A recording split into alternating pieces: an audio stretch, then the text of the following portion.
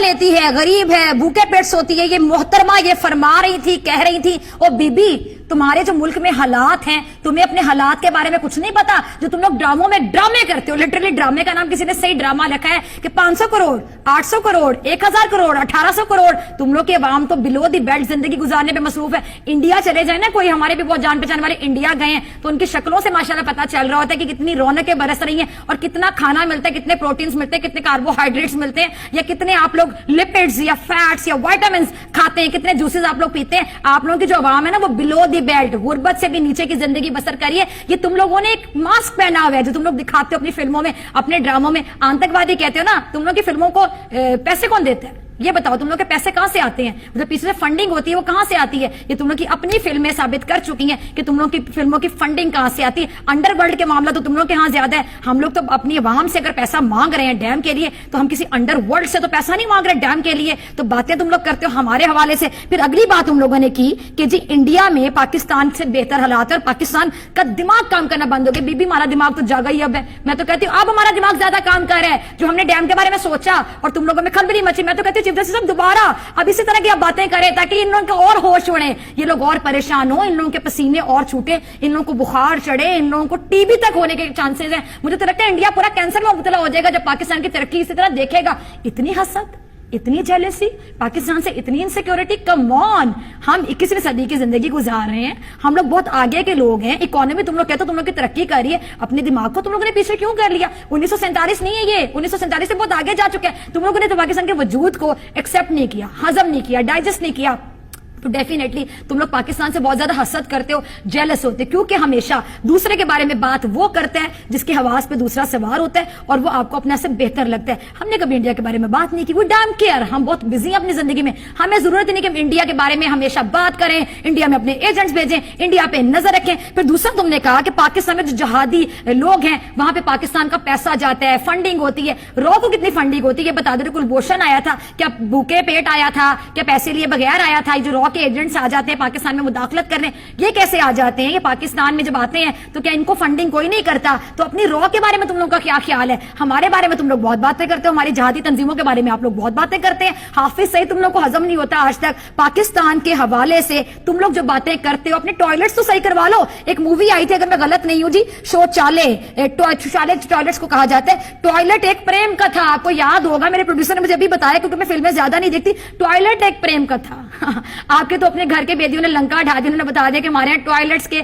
जो मामलात हैं वो ये हैं। इसके अलावा रेप के इश्यूज जो हैं इंडिया में कितने ज्यादा, तुम लोग तो रेप को कंट्रोल नहीं कर सके। ज्यादतियां जो बच्चों के साथ होती हैं, जो बच्चों के अंदर रेप के जो इश्यूज है ना, वो सबसे ज्यादा इंडिया में पाए जाते हैं। मैं अल्लाह ये बात करती हूँ और तुम लोग की जो खबरें हैं ना वो ढकी छुपी नहीं रह गई। इंडिया में जो मामलात हैं सबके सामने, गुर्बत की जिंदगी वहां के लोग गुजारे। एक फिल्म तुम लोगों ने बनाई थी संजू, वो संजू वो फिल्म संजय दत्त पे बनाई थी। हाँ मैंने वो फिल्म जरूर देखी थी। मुसलमानों के साथ कितना तासुब तुम लोग रखते हो। तुम लोग के अपने प्रोड्यूसर्स ने, अपने डायरेक्टर्स ने, अपने स्टोरी राइटर ने सारी जो कलई खोल के रख दी। तुम लोगों के अपने लोगों ने तुम लोग को नंगा कर दिया, तुम लोग के अपने लोगों ने तुम लोग को जलील कर दिया। तुम लोग की औकात पूरी दुनिया को दिखा दी कि संजू मूवी में किस चीज की सजा मिलती है संजय दत्त को, एक मुसलमान होने की, जिसको आतंकवादी का इल्जाम लगा दिया तुम लोगों ने। क्या कहूं मैं तो लानत भी नहीं भेज सकती टीवी पे बैठ के। सिर्फ एक कहूंगी कि शर्म तुमको मगर आती नहीं, अपने गिरेबान में तुम झांक कर देखते नहीं। तुम लोग पाकिस्तान के बारे में बात करते हो, पाकिस्तान के बारे में सोचते हो। मैं तो इस बात पे खुश हूं, आज मैं बड़ी शुक्रगुजार हूं कि अल्लाह ताला ने हमें इस काबिल बनाया कि somebody is talking about us, कोई हमारे बारे में बात कर रहा है, वहां बैठ के हमारे बारे में सोते जागते उठते बैठते खाते पीते हमारे बारे में बात करते हैं। तुम लोग तो टॉयलेट जो मसले हल नहीं, तो तुम लोग टॉयलेट में भी जाकर पाकिस्तान के बारे में सोचते हो कि पाकिस्तान में आगे क्या होने जा रहा है, पाकिस्तान की इकोनॉमी आगे तो नहीं चली जाएगी, पाकिस्तान कर्जे उतार तो नहीं देगा, पाकिस्तान में डैम बन के तो हमारा जो मोदी है वो धमकी किसको लगाएगा कि पानी बंद करेंगे। जब वहां पे पानी आ जाएगा, वहां पे बिजली के मामला हल हो जाएंगे तो पाकिस्तान तो हमसे आगे निकल जाएगा, पाकिस्तान की तो इज्जत में इजाफा हो जाएगा।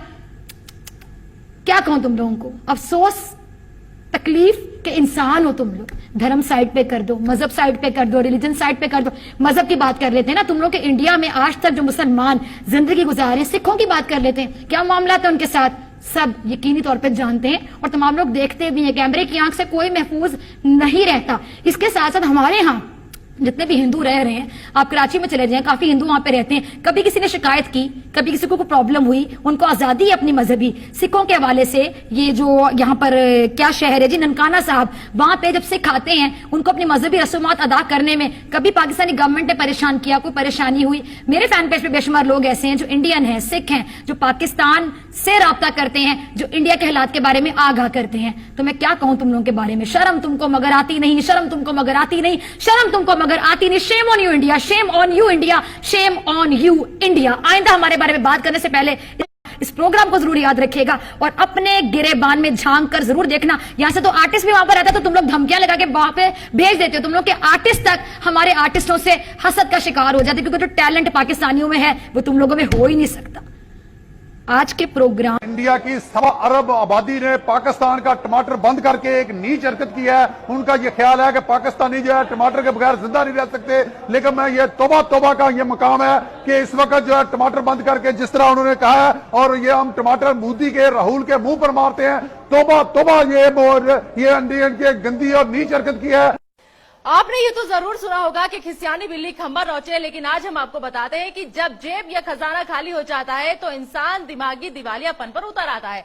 और आजकल पाकिस्तान के मीडिया को देखकर कुछ ऐसे ही लग रहा था, लेकिन आज हम बोलेंगे और तुम सुनोगे। तौबा तौबा, आज ये क्या हो गया? तौबा तौबा, पाकिस्तान के खिलाफ भारत ने बड़ी कार्रवाई कर दी। तौबा तौबा, 12 मिराज विमानों ने पाक और पीओके में घुसकर जैश के ठिकानों को तबाह कर दिया। तौबा तौबा, 1000 किलोग्राम के बम गिरा दिए। तौबा तौबा, 300 से ज्यादा आतंकी ढेर कर दिए। तो जिस पाकिस्तान की पूरी इकोनॉमी गधों के भरोसे चलती हो, वो हमें गुर्बत का ध्यान झाड़ रहा था आजकल। और इनकी हालत को देखकर तो ऐसा लगता है कि पाकिस्तान में बच्चे भी गधे ही पैदा होते हैं और बड़े होकर गधों से ही उनकी रोजी रोटी चलती है। तो गुर्बत में कौन जी रहा था? चलिए आपकी गलतफहमी भी तोड़ देते हैं आज। और हाँ, पाकिस्तानी मीडिया जरा ये नखरे शक्रे दिखाने से पहले अपने लोगों से थोड़ी जानकारी तो मांग ली होती। आज हम बोलेंगे और तुम सुनोगे। कर्ज लेकर घी पीना, कोई तुमसे और तुम्हारे पाकिस्तान से पूछे। सिर से लेकर पांव तक कर्ज में डूबा है तुम्हारा पाकिस्तान। दिवालिया होने की कगार पर पहुंच गया है तुम्हारा पाकिस्तान। हर बार भिखारी की तरह कटोरा उठाया और चले गए अपने मुंह बोले पापा चीन के पास। वैसे तुम लोग चीन से जाकर कहते क्या होगे? पापा पापा हम मरने वाले हैं, खाने के लिए अनाज के दाने तक नहीं है, हमें कुछ दे दो ना। यही ना? तुमने ये तो देखा ही होगा पाकिस्तानी मीडिया की भूखे कुत्ते के आगे जब कोई बोटी डाल देता है तो कुत्ता दुम हिलाने लगता है बोटी डालने वालों के आगे। और एक और गलतफहमी दूर कर देती हूँ तुम्हारे यहाँ का रुपया ना भारत के 98 के बराबर है। प्लीज जाकर पढ़ लो। यानी तुम्हारे यहाँ का क्लास 2 ऑफिसर हमारे यहाँ के ऑटो वाले के बराबर भी नहीं कमाता। इन दिनों की मैं बात कर रही हूँ, इन दिनों जो पाकिस्तानी मीडिया के तेवर थे ना, उसे हमारे यहाँ पे भौंकना कहते हैं, भौंकना। और पाकिस्तानी मीडिया, तुम्हें तो ये बाखूबी पता ही होगा कि जो कुत्ते काट नहीं सकते वो सिर्फ भौंक कर ही काम चलाते हैं। लेकिन हम वो शेर हैं जो कहते हैं वो करते हैं। देखा कैसे घुसकर मारा है। तौबा तौबा, नेस्तो नाबूद कर दिया है। तौबा तौबा। और इन दिनों वो कौन सा लफ्ज यूज किया था तुम लोगों ने? हमारे जिहादी तंजीम। वाह वाह, हमारे हाफिज सईद, बहुत खूब, बहुत बढ़िया। अरे अगर हिम्मत है तो दुनिया को बताओ ना। हम दुनिया के सामने यही तो कह रहे हैं, ये सारे जिहादी तंजीम तुम्हारे हैं। हाफिज सईद को तुमने पाला है। हिम्मत है तो बताओ दुनिया को, ताकि दुनिया भी देखे तुम्हारे जिहादी तंजीम की हकीकत, दुनिया देखे तुम्हारे हाफिज चाचा की हकीकत और तुम्हारी हकीकत। लेकिन दुनिया के सामने तो तुम्हारी गिग्गी बंद हो जाती है। और पाकिस्तानी मीडिया ने इन दिनों भारतीय फिल्मों पर भी सवाल उठाया। मतलब कोई मौका नहीं छोड़ा कि जैसे भी हो बस हिंदुस्तान का मजाक उड़ाना है। अरे बरखुरदारों, हमारी इंडस्ट्री ने अगर काम देना बंद कर दिया ना तो भूखे मर जाएंगे पाकिस्तानी कलाकार। याद है ना अदनान सामी, तुम्हारे देश को लात मारकर हमारे देश में आकर बस गए। आतिफ असलम, फवाद खान, हुमैमा मलिक, इमरान अब्बास, मावरा हुसैन, माहिरा खान, अली जबर, मीका जुल्फिकार, वीना मलिक, अर्शी खान, सारा लोरेन और न जाने ऐसे कितने नाम। सबा कमर तो आपको याद ही होंगी, कैसे पाकिस्तान की कलई खोली थी सबा ने। साफ कहा था कि हमें शर्मिंदगी उठानी पड़ती है पाकिस्तानी होने पर। तो मत भूलिए कि हमने अगर इन्हें सर आंखों पर नहीं बिठाया होता तो आज पाकिस्तान में किसी गली या नुक्कड़ पर भजन गा रहे होते, या फिर हो सकता है तुम्हारे अब्बा हुजूर की खिदमत में लोरी सुना रहे होते। और तुम लोगों ने हमारी फिल्म टॉयलेट एक प्रेम कथा पर भी इन दिनों सवाल उठाया। क्या कहा तुम लोगों ने? कि हमारे यहाँ टॉयलेट पर फिल्में बनती है। अरे ऊपर वाले ने तुम लोगों को शर्फ के साथ साथ अक्ल भी नहीं दी क्या? पहले जाकर कम से कम फिल्म तो देख ली होती आप लोगों ने। अपने इमरान अब्बा को कहो कि तुम्हारे पाकिस्तान में फिल्म रिलीज करवा दे, लोग देख लें और उन्हें पता चले कि इस फिल्म में क्या है। ये फिल्म लोगों को जागरूक करने के लिए बनी थी। अपने इमरान चाचू को कहो कि तुम्हारे यहां भी फिल्म दिखाएं और कम से कम टॉयलेट की हालत ठीक हो सके। मुझे तो शर्म आती है तुम्हारे यहाँ की टॉयलेट की हालत बताते हुए और तुम्हारी हालत बताते हुए। अपनी टॉयलेट की हालत देखी है कभी तुम लोगों ने? मैं बताती हूँ तुम्हारी टॉयलेट की हालत क्या है। 21 करोड़ की आबादी और उसमें भी 7 करोड़ के पास ना तो पीने के लिए साफ पानी है और ना ही टॉयलेट है। कम से कम इस पर तो गौर फरमा लेते पाकिस्तानी मीडिया, और आकर के बैठ गए हो हिंदुस्तान की फिल्मों पर सवाल उठाने के लिए।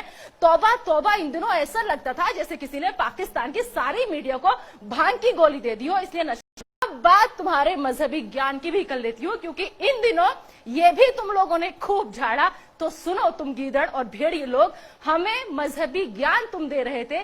तुम्हारे यहाँ हिंदुओं का कत्लेआम होता है, 25 सालों में उनकी आबादी बेहद कम हो गई। कम से कम ये तो पढ़ लिया होता कि पूरी दुनिया में सिर्फ हिंदुस्तान ही वो देश है जहां सारे मजहब के लोग एक साथ रहते हैं और सबको आजादी है प्यार से मोहब्बत से रहने की। और हाँ, मुसलमानों को जिक्र भी इन दिनों तुम लोगों ने खूब किया वहां की मीडिया ने कि मुसलमान यहाँ पे हिंदुस्तान में परेशान है।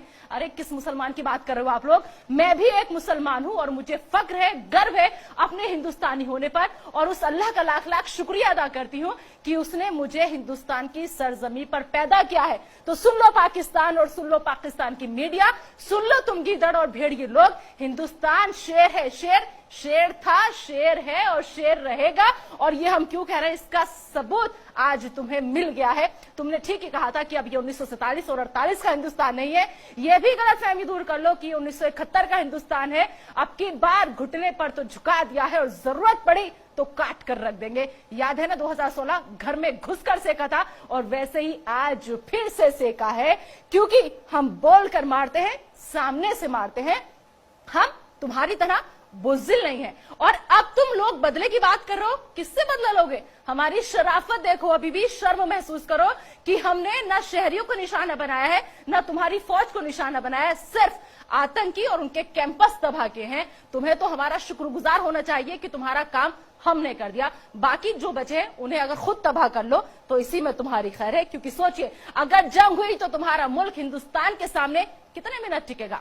ये सवाल अब पाकिस्तान के हुक्मरानों को भी परेशान कर रहा है, क्योंकि तुम्हारे पाकिस्तान को एहसास हो चुका है कि उस पर जो ये बड़ी आफत आई है वो अब थमने वाली नहीं है। और आखिर में कान खोलकर एक बात